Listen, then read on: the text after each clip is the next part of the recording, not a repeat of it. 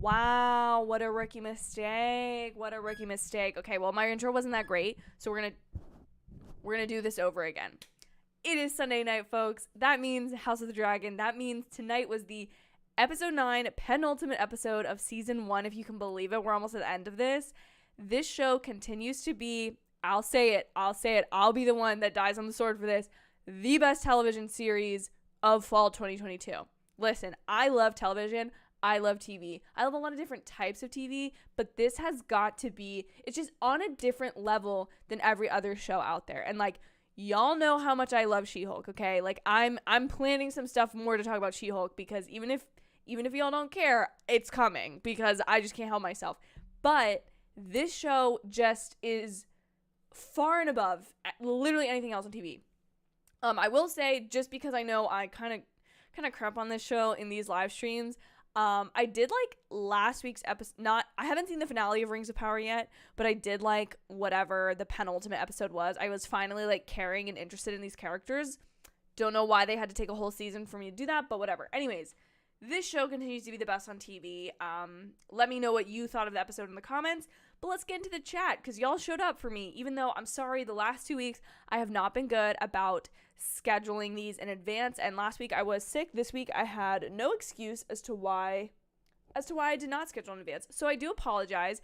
I hope I didn't spook any of you. I did try to post on Instagram like a couple minutes ago to make sure, everyone who might want to be here was aware.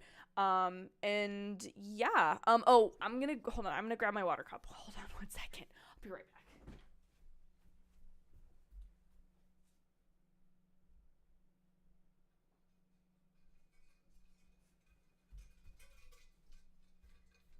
Can you all tell that being sick and being like out of the loop of this, like my professionalism just goes down? But y'all, listen. Oh, I can't get my necklace correct. Oh my gosh. I am just a mess today, folks. Here's my new water bottle. Thanks to my fiance, Christian, for getting this for me.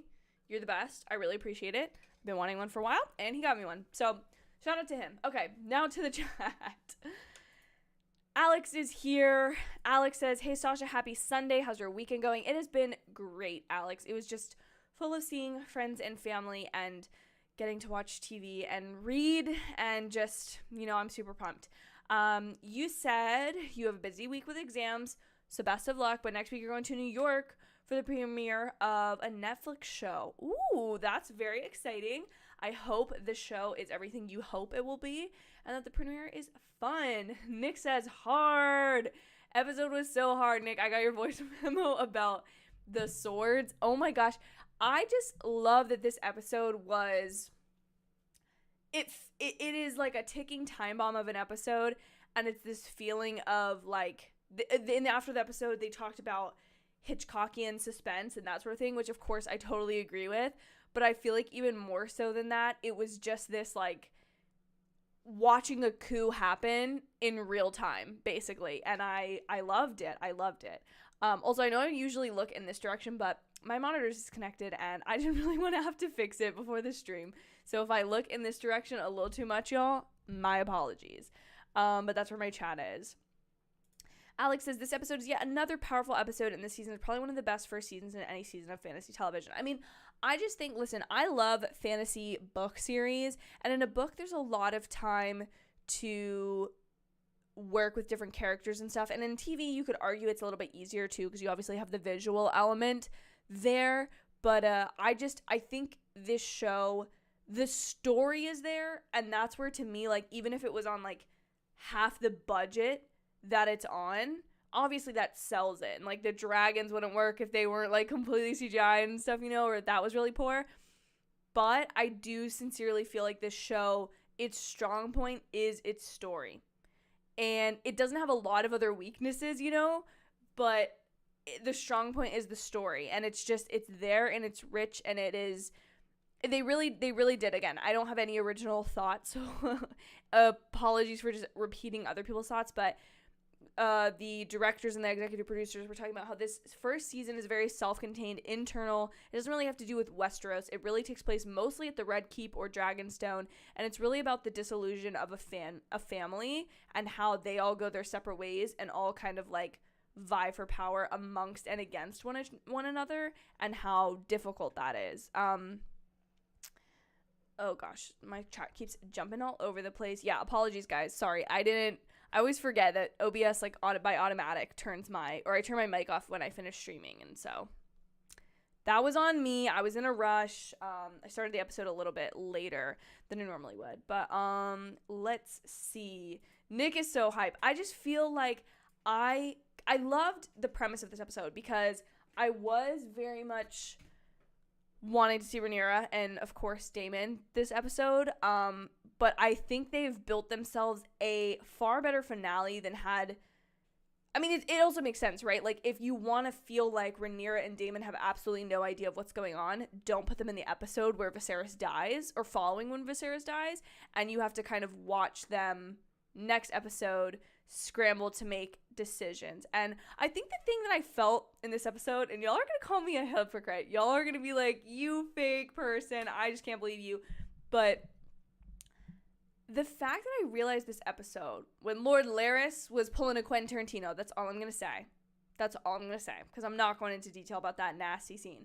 But when Lord Larys was doing that, and I realized that Alicent Hightower, as much as I dislike her, the fact that she is, one, not willing to murder to get her son in power. Like, obviously, she was deeply affected by Viserys's call for ceasefire between the families, peace between the families. She's been very affected by that, and she does remember Rhaenyra as her best childhood friend in their closeness, and she's grieved the loss of that, as has Rhaenyra, obviously, but it's felt more like Alicent has had more to gain from it than Rhaenyra has. But from Rhaenyra's perspective, from Alicent's perspective, Rhaenyra has had the freedom to have a husband that she loves and chose. She has had the power, she's had the love and support of her father, which Alicent hasn't even gotten really from her father. And like, I just realized when her and Otto were both struggling to get Aegon first in this episode, so their will could be done in regards to Rhaenyra,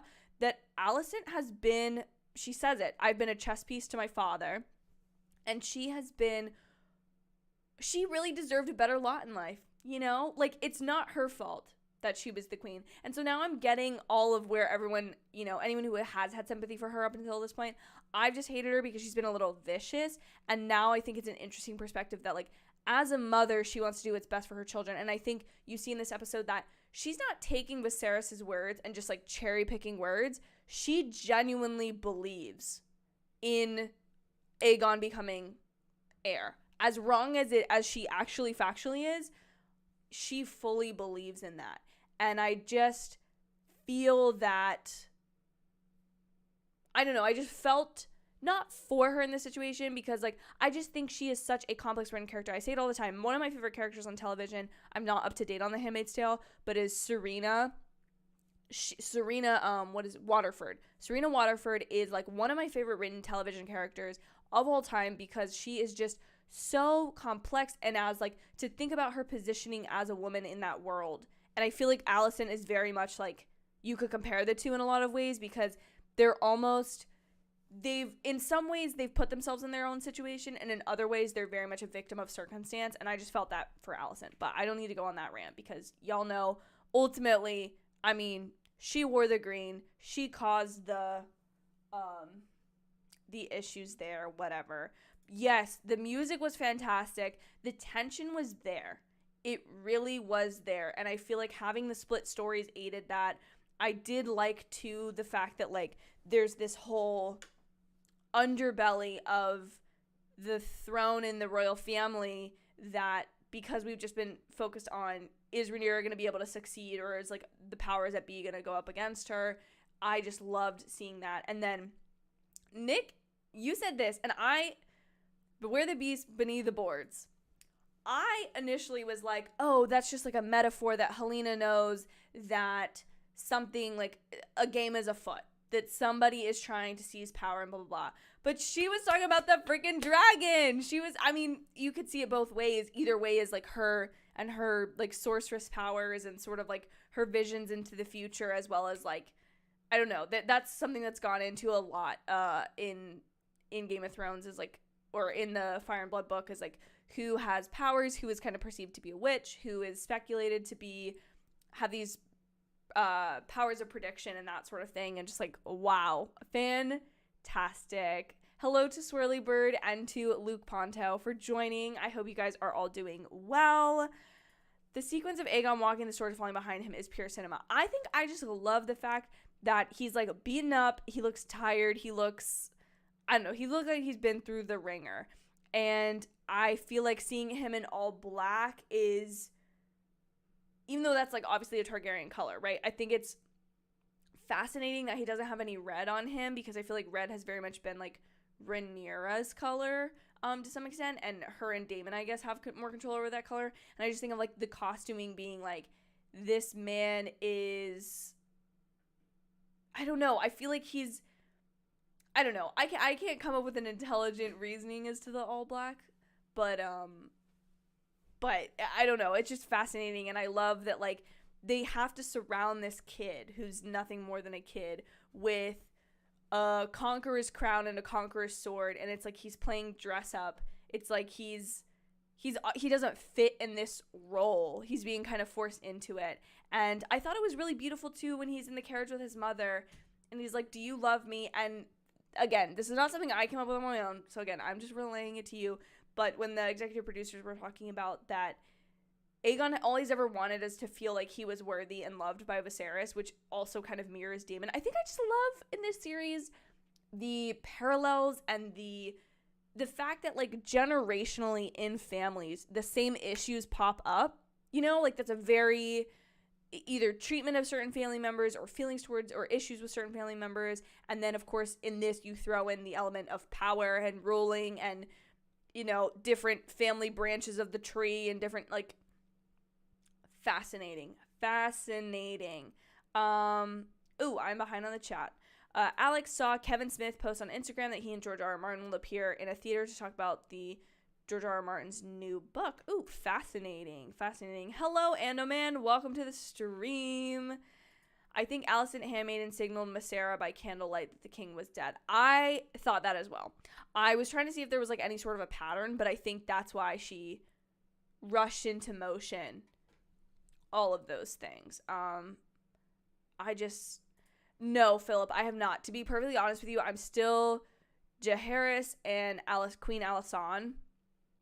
The ones that he's like 14, becomes king, and then he runs off to Dragonstone and they get married kind of in secret, and he's just come back and he's taken over, and that's where I am in the book. I feel like I have wanted to, but I've sort of been listening to it on audiobook and then reading a couple chapters physically in the book, and I, as much as I probably could be like, okay, I'm going to binge this and finish it over the last 2 weeks, because I've been about the same point, I haven't read too many extra pages, is honestly because there's going to be another year between this and the next season, and that is something that as someone who watched Game of Thrones, had the luxury of watching it when it was all on HBO Max, I know that I'm going to be desperate for more information, and so therefore I'm kind of just enjoying this first season. I mean, also the audiobook is due at the library, so like I get more of it done if I'm listening to it, because you can kind of get through 100 pages much faster than if you're physically reading it. But I am just right now sort of on a pause with that book until I will for sure finish it before the next season. I just kind of want to have something, you know, I want to savor it. So that's sort of what I'm doing right now. I know we didn't even have a proper funeral for Viserys, but I feel like that's so indicative of the way that this is being done. It is so incredibly rushed because they know that they have to do these things before Rhaenyra and Daemon catch wind of it, because they're not going to stand for it. And I don't know. I also really loved when they were talking about how this episode feels like you're on the precipice of war and you're watching it happen. Like, this very much does feel like if you were watching a movie about a real life war, but like the month prior to like war breaking out, and being like a fly on the wall in all of these rooms. Like, that's very much just what that's happening. And yes, Nick, the White Worm, that is how you plant a character. That is the thing that I was thinking about it today, honestly, about how to adapt books to the best of their capabilities. And I think it's been done to where, I mean, obviously Harry Potter is a perfect example. A fantasy series that was adapted, in my opinion, pretty much perfectly in the movies. Like, I know that I'm not like the biggest Harry Potter fan in the entire world, and so I know there are people who have read the books over and over and over and over, and there's a lot of probably omissions and stuff, but like me as a pretty casual fan of Harry Potter, but you know, a fan nonetheless, I look at those movies compared to the Percy Jackson movies that we got. Thank God they're making a TV show about that. But I look at them and think, this is exactly what the world looks like to me. This is exactly what it feels like. The characters do the important things that they're supposed to get done, blah, blah, blah. My only real critique of those movies is the whole Ginny, how Ginny is handled. But that's literally it. Whereas in a TV show, you in a lot of ways don't have any excuse to not include these important characters and stuff. But, however, I do like when... I used to not feel this way. I used to very much not feel this way. But I do like when TVs and movies that are that adapt books they take some artistic liberty, because I feel like you can never perfectly hit the nail on the head and exactly mimic what the book was. Again, like I said, I feel like the Harry Potter books are kind of some simple exceptions, but like, for example, the Hunger Games, there are some artistic liberties taken with those movies that, in my opinion, accentuate certain themes or elements of the book that you might get after rereading or analyzing it, but they can be there right on in the movie. And like, the biggest thing is the fact that at the end of the first movie, you see the perspective of President Snow. Anyways, that's sort of a separate thing, but like, I think I just love the power of a fantasy TV series to build out a world. And in my opinion, as I've watched other fantasy shows and series recently, I've been watching Shadow and Bone, which I'm a huge fan of the Grishaverse books. So, I mean, I haven't read them all, but I'm a huge fan of those. And so, like, even though that show, and some people have said it's a little cringy, I personally really enjoy it. And then I've been watching Rings of Power. And I just think you see with this show, the setup of this character, like you're saying, Nick, has been in the show decades in the making, and has just like, I don't know, I like it. And to me, a character like the White Worm, right, who is like obviously in this character a pivotal character, an essential plot point of the episode, has sort of been, we don't need to see them every single episode. Like, I do feel that weakens a show a little bit if, to make your world feel large, every single person has an equal and equivalent story. And that's what the first Game of Thrones did so well, is like, there's certain characters who are in the background who then have like a predominant storyline one season, or an episode where they're like quintessential to the episode. And like, I think the Hound is a character that very much started this way, in my opinion. And I mean, you can even say some of the younger Stark children are that way, that like, as the series goes on, they become more and more important, and you go from there. But oh, for sure, the way she goes up to him and says, like, she says a line that's like, because of the loyalty or the acts you do for me as your queen, or something like that. And it was very much a line where, like, if her child had not been in the room, I'm just saying, they're definitely hooking up, for sure, no question about it. Yeah, that man has really snapped, and I did not see his character arc in that downward spiral where he literally kills a man this episode. Like, what is this dude's problem? Like, how many other people do you think he's killed in the last couple years? Anyways, but Lord Larys was freaked out when she took off her shoes. I was like, oh, she's gonna come into the flame. Nope. Yeah, no, this was a scene. She took off her shoes and I was like, okay, but then I was like, she's not even next to a fireplace. And then I realized the fact that they had emphasized his foot beforehand. I was like, I know where this is going. Luckily, you know, they didn't make it too uncomfy of a scene. I'll be honest. I appreciate that they didn't like let that go on for too long. But, you know, but that's where I'm like, poor Alicent really did not deserve that. But also, like, it's definitely happened before. You can tell in that scene that, like, this is not the first time this has happened. And therefore, like, she has done what she needs to. And that's where I think it's funny when the line comes later from Aegon when they're in the carriage headed to the church, I don't know, and he's like, do you love me? And like, you think of all these things that she has done this episode alone, and you think that she has been doing that since this boy has been born like 20-ish years. She's been doing all these things to allow for these events to happen, also fighting off her own father to not, like, kill somebody else. And I just think, like, gosh. When Alicent confronted her dad, it was just like the scene of Viserys confronting him when he removed him his hand. They both felt used. Yeah.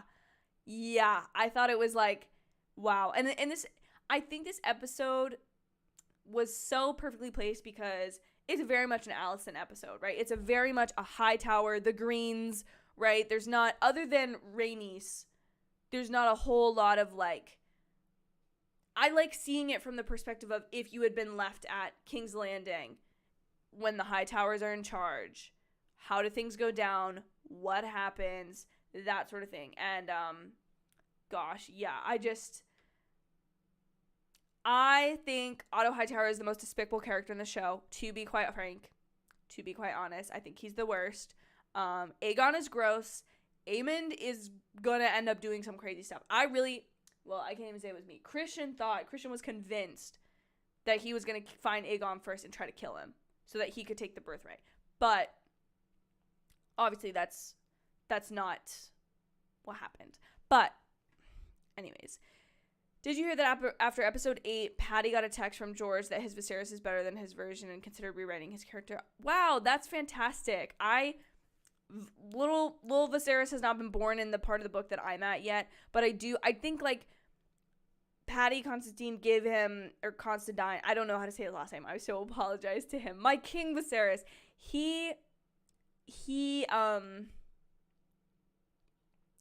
I think he just gave this character a level of respect that because of the events that he causes, you could be very easily be like, oh gosh, that guy was the worst. But, like, he wasn't the worst. He was, like, a good man, and that made him a pretty bad king. And then, of course, his illness killing him slowly over the course of what we've seen, which is basically 30 years. It's just not great. It's not great. I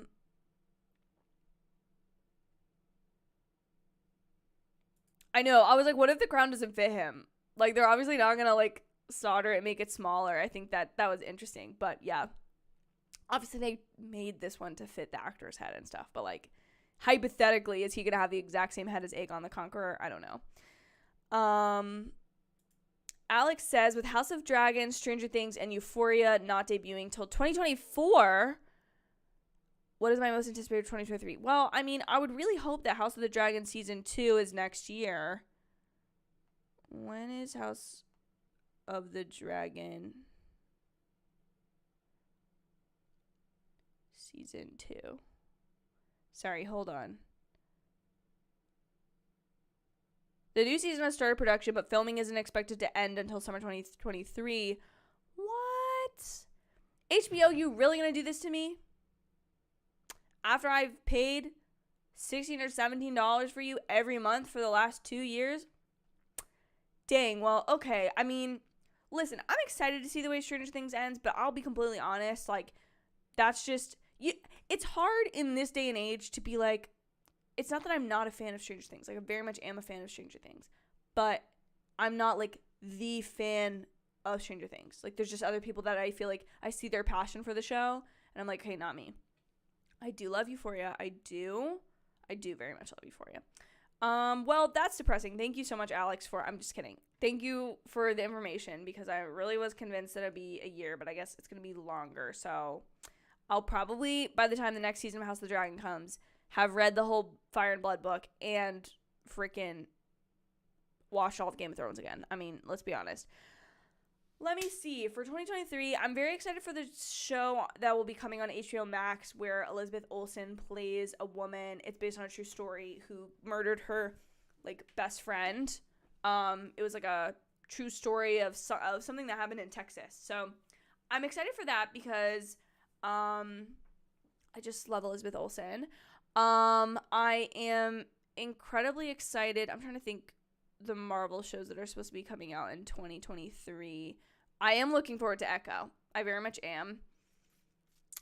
My most anticipated, it's difficult because, like, a lot of my shows, like, This Is Us ended. That was always my, like, most anticipated.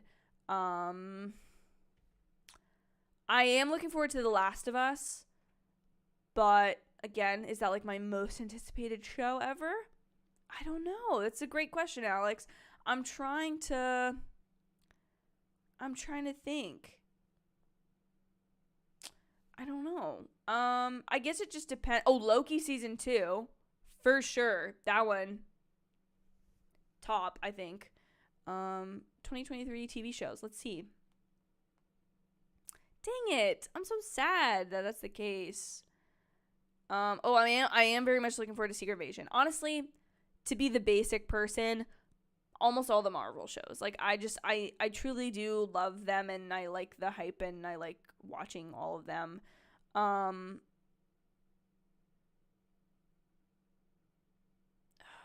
Television shows debuting in 2023.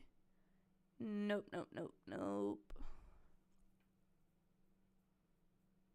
Not any of these. Okay, so there's Agatha Coven of Chaos, the Ahsoka show.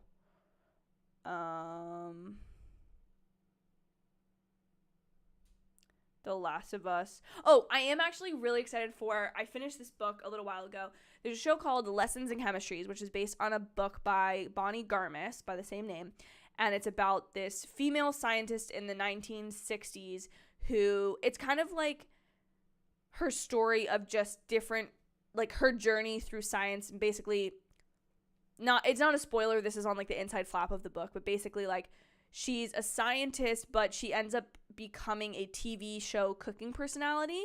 And it kind of is this book about like her wanting to be a scientist leads to her kind of being this like, I don't want to say feminist role model, but this woman that's basically pushing for all of these more radical ideas, which I think the point of the book is like when you read the ideas, they're maybe not as radical as like they obviously would have been interpreted in the 1960s and stuff. But it's just this very interesting story. And I'll be honest, like I didn't love the book, but I think the casting that they have done for the TV show is so good. Brie Larson will be playing Elizabeth Zott, who is the main character, and then the guy who played Bob in Top Gun Maverick, he will be playing her love interest Calvin in the series. And I just think it's a fascinating, I think that will be one that I like will fully enjoy as a TV show. But as like a book, it was just, it wasn't that it was bad. It was just a little bit, shall we say mid? Como se dice mid? And then, yeah, I think, you know, I think the Marvel show, and, I feel like there's going to be a lot of stuff that's going to crop up that I'm going to be more excited for.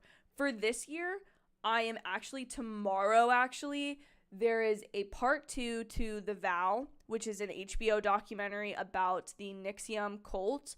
Do your own research and stuff. But it's a true story. It's a documentary, and I have followed a lot of the individuals, the whistleblowers who have like exposed this cult. And now the first part of the documentary was kind of like exposing what was going on and their story of how they got out. And then the second half of this part 2 of the documentary is kind of a follow-up to what has happened in the court trial, like the court cases, what has happened in the trials, what is ongoing about this, because it's a huge deal. I'm sure you've read about it. This all happened probably like 2017, 2018, but a lot of the trials have only just started happening in the last year because of COVID and things like that. And gosh, just talk about pure evil.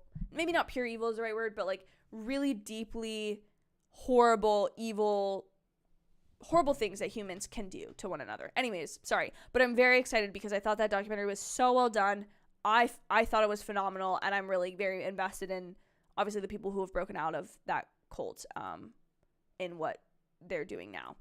I know I am ready to see Damon go absolutely berserk next episode. I want to see all the turmoil that Rhaenyra struggles with. I want to see how her relationship with Rhaenys develops, because I thought she was also a fantastic part of this episode. She's someone who is not one to go quietly into the night. She wants to resist. She very much does not want to support Aegon becoming king. However, she's also got to think about what's best for her, and I don't know. I think had they treated her differently, things could have gone differently for the Hightowers. But I also like the fact that she wasn't going to like just kill them, Dracarys them right off the bat and be like, peace out, I just saved the whole world. I mean, of course, we'd love to see that because it would be easy, but then there would be no show. So, The Last of Us is on HBO. I can't wait to see it. I just think it's going to be phenomenal. I'm excited to see Pedro Pascal back in the role. Other TV shows that I'm excited for that I feel like might start coming out next year are Daisy Jones and the Six, which will be a TV show that's been adapted from that book, which you all know I dearly, dearly love. And A Court of Thorn and Roses. Oh, Shadow and Bone season 2. Sorry, that one's obvious that one's for free. But there's also the A Court of Thorn and Roses book. The first book. It's supposed to be, the rights at least were purchased by Hulu probably 2 years ago to be adapted into a TV show. So I feel like it's one of those things that like any day now something could come out about it. But I also haven't seen any casting, so I don't know, maybe it's stuck in development hell. We never know the situation, but those are those. I feel like the stuff I'm most excited for is stuff that hasn't been announced yet, which of course is just typical of me. But Alex says, I think the storyline I really care about in Rings of Power, and I think it's the best one, is the Hobbit storyline. The storyline feels so heartwarming, more energetic. I have to completely disagree with you, Alex. I mean, you're totally welcome to your opinion. I literally hate that part of the story. I do not care about them. 0% care. Could do 100% without them. I get why they were included because every other part of the Lord of the Rings that's been adapted has hobbits in it, and the Harfoots are like another way to get them in there. I don't like their traveling thing. I don't really like the Nori. Not that she's, I don't know. I just think they're boring. I just think they're a little too. They're too like, we don't understand the world. I loved about last week's episode was the development with the Queen, which I'm not going to say, I'm not going to spoil it. That was fascinating. The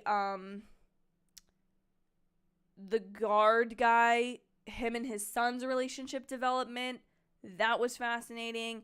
I love Arondir and Branduin. I don't know her name, but I like their, I don't know. Last week's episode was just, to me, it was like, okay, there's layers to these characters now.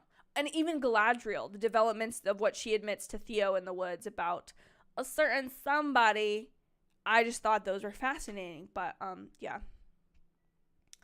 I really think Daemon is taking some kind of Paul Rudd potion because over the time jumps, he's literally the same age, almost the character's age. Yeah. I mean, I do think that was an interesting choice. Like, Viserys obviously had to look like he aged much quicker because of his condition. But Daemon has been kept the same character, and his hair, basically the only indication of any sort of change has been his hair changing. And so that's been really interesting to see. But I mean, yeah, Matt Smith is just, he's a man who knows how to look good no matter what age he's supposed to be portraying. Just saying. That's just the truth. Nick, have a great night. I will talk to you soon. Thank you so much. Yes, and thank you to all of you who sent well wishes. I really appreciate it. My head cold, as you can tell, is gone. Thank you very much for all the well wishes. I'm very glad that is over with. You know, it's just never fun to be sick. It's just not. Alex says, a new adaptation movie is coming out starring Dave Bautista. It's based on George R. R. Martin's short story he called In the Lost Lands, and it's about to start production this week. That's fascinating. I did not know that. That's really exciting. Alex is also going to go to bed. Have a great evening, Alex. And y'all, I'm going to take this opportunity to film my quick little review as I do. I'll do my little thumbnail. Well, I have to start recording. But I'm going to do my quick little rant review thing, and then we're going to skedaddle on out of here because I'm going to go watch Rick and Morty. So bear with me as I do my little thumbnail, and yeah, that'll be that. Okay. Syncing audio in 3, 2, 1. I don't think that was loud enough.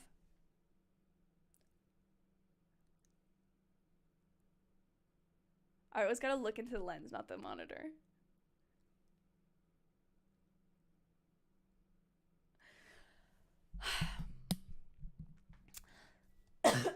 Also, to all of you who are still watching this live, I sincerely apologize that I have been slacking hardcore on getting these recaps up. My goal is to do it before the finale, and I can have a playlist for you guys to watch all of a sudden. So if you see them pop up soon, that's why. But I sincerely apologize. I've just been really bad, and I had to change something around with my computer, so I was no longer able to just edit off of my computer. I need a lot of extra stuff. Anyways, okay. Here we go. Cut there. All right. Hello, Westerosians. I think that's the correct term. Tonight, last night, we were met with the penultimate episode of House of the Dragon, episode 9, and today I want to review it for you and just give you some of my quick thoughts on the episode. My absolute favorite part of this episode is, of course, what the directors, the executive producers, and writers call the Hitchcockian suspense of this episode. And what I personally loved was the fact that this episode felt like you were getting to watch a coup in real time and get to see how all of these things that have not even happened on... That's not how I want to say that. I was just fascinated to see this coup happen in real time and to get to play with the character of Alicent Hightower in this episode, see the things that she has had to endure, the way that she feels betrayed by her father, the way that she is trying to do the best by her son, and do what she truly believes in. Because, as we all know, I have not been a fan of Alicent Hightower in the series thus far. Beyond her just being Rhaenyra's friend, I have been very against her, and there's been fair reason to be. But I think what cannot be denied about her character is that she is such a complex and well-written and well-portrayed character. All of those things, of course, contribute to the character we see, know, and love or hate to love or love to hate on screen as Alicent Hightower. And I think what is fascinating in this episode is episode was the first time that I personally felt like, gosh, she is a victim of her circumstances, and she has really been placed here by her father and been forced by things that she as a woman in this society cannot control, which is marrying a king, bearing him a son, and then being forced to choose between supporting her son and her best friend of her youth, and now being forced to defend her ex-best friend of her youth, her husband's daughter, when she really wants to support her son in ascension of the throne, but she refuses to let her father kill her best friend. Like, talk about a complicated and dramatic family situation, okay? I just absolutely loved seeing her this episode. I liked seeing the things like, I, of course, believe that her and Kristen Cole are not of the most, what is the word?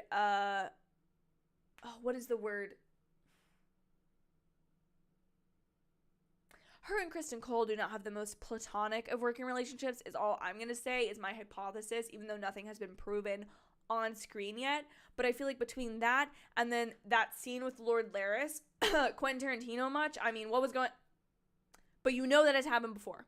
You know, when you're watching that scene. And so getting to see all of these different things that she is struggling to do, to then go up against her father, make a stand against her father, and do what is right, but put her life and her son's life at risk and her family's stability at risk for something that she truly believes in, because she's not willing to do this out of just hypothesis or because she wants power. This is truly out of a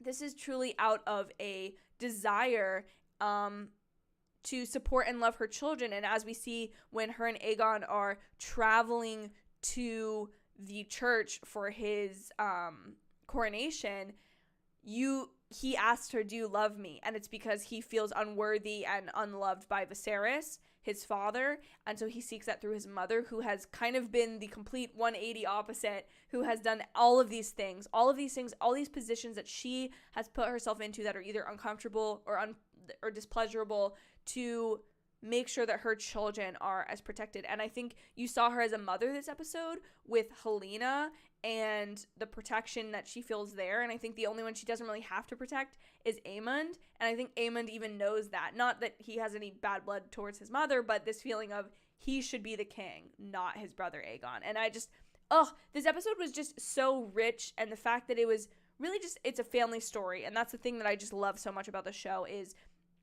that these political power moves and these people, kind of this intermingling of personalities, has caused this entire world and this entire realm to kind of fall into chaos and war and all of that sort of stuff. And I just absolutely adored this episode for that. I also think that the other major strong suit of this episode, it really flexed its Game of Thrones world building muscle here with the White Worm, because that character has been around since the beginning of this series, and what I think is personally, since the premiere. And so what I think is fascinating is seeing how this character popping up every few episodes is just enough to make it feel like there are these external things from this family, because the story has very much been about this family. There are people outside of the walls of the Red Keep who are keeping tabs on the world that the rest of the world is still running, regardless of what happens at the Red Keep. All of that has to keep moving and keep shaking. And her, the White Worm, I loved getting to see her pop back up in this episode, because it wasn't just a random, like, oh, here's this random new obstacle. It's like, this character has been building for a long time, and we've seen her gain power, gain access to secrets, and all of that kind of stuff. But now we get to see it in this, like, pretty pivotal situation. And I just think that is something that's how you do world building, is you plant these characters that are not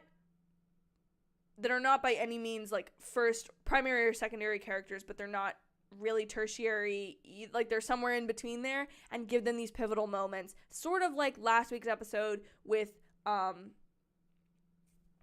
Lord Larys, now I can't remember his name, but Corlys's brother.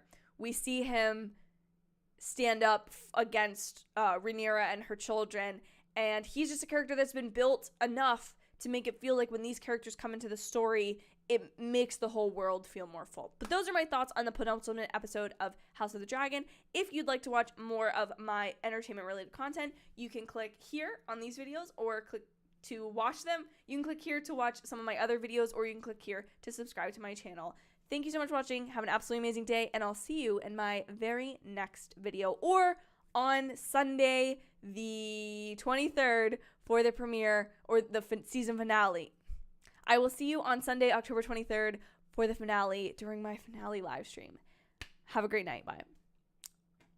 Y'all, I really struggled to end that one. But without any more fumbling of the tongue, I'm going to head out. I'm going to go watch some Rick and Morty. I hope you all have a fantastic evening. Thank you so much for joining me. As always, I will be back, and I will try my best to remember to schedule next week's live stream in advance, so you all know to come to it, and I may try to do something a little special, because of course it is the